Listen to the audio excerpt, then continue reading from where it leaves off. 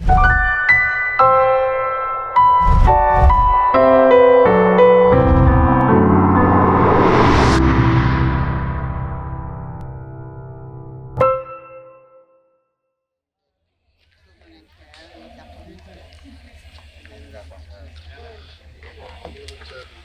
it into jerky so that there's a minimum amount of waste.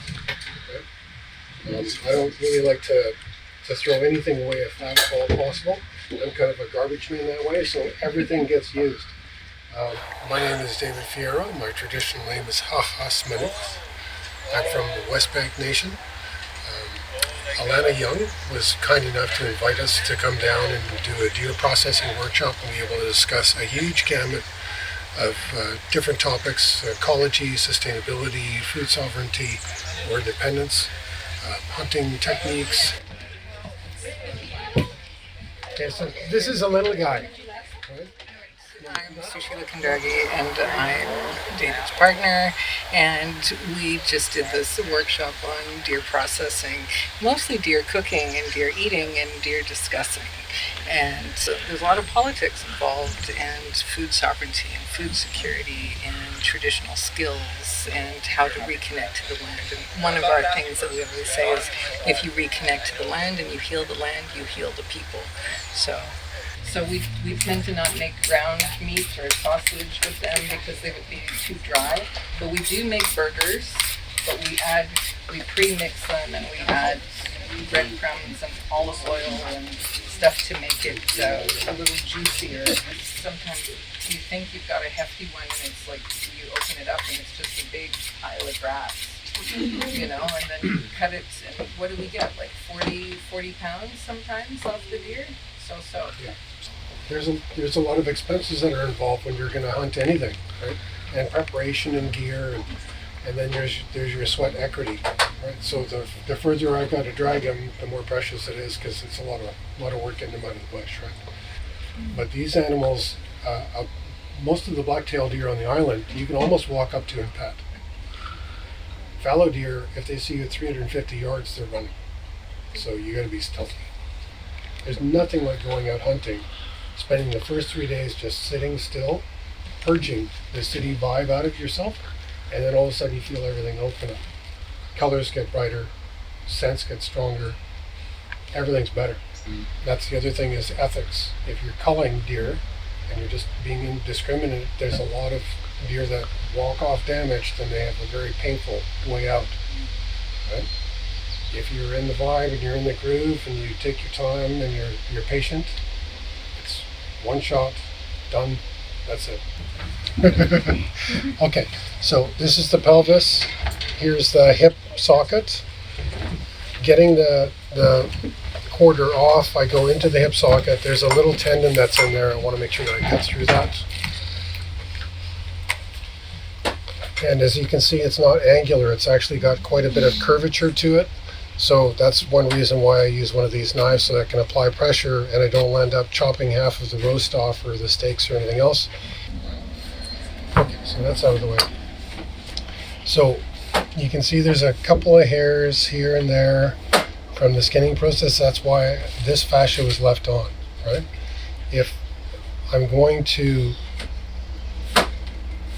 peel the meat out, I want to get underneath that and cut it away. I don't want to wash the meat.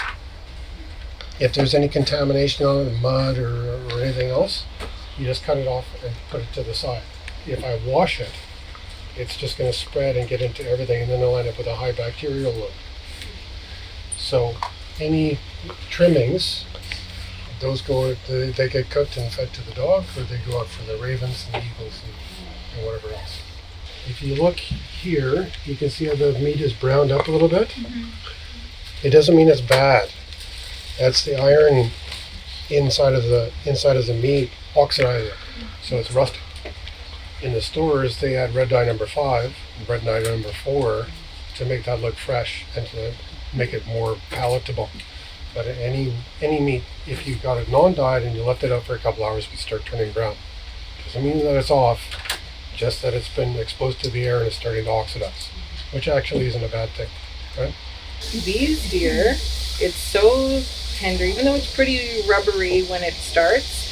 We can it, and after 90 minutes of pressure canning, it all dissolves, and the meat becomes like a pulled pork texture. So that's what I'm going to use now to make soft tacos.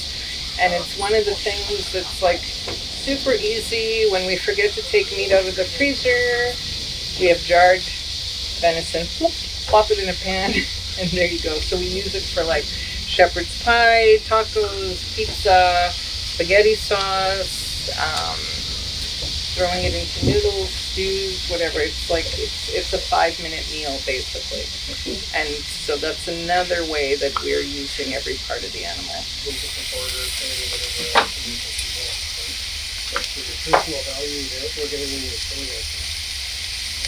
The tendon that is in there, you always look at that. So, like we everything, everything gets up to you.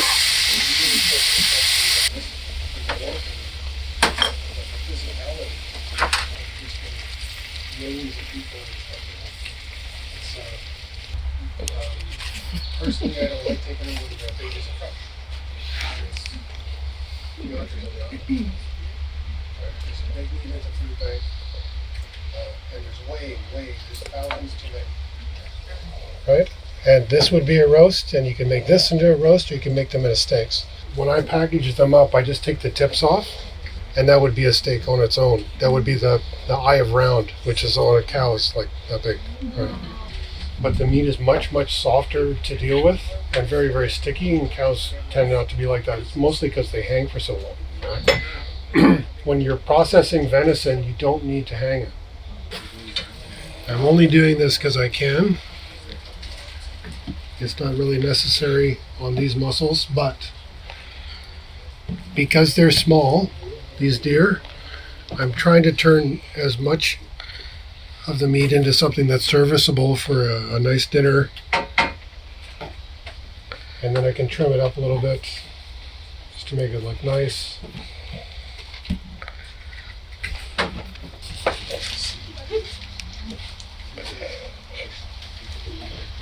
And I've already shaved this side off. So for steaks, right in through this area is thin, so that goes into stew. And I can either leave it as a roast, or I can cut my steaks. Because they're not that big, I usually cut them about 1.5 inches thick. And so Sheila will show you.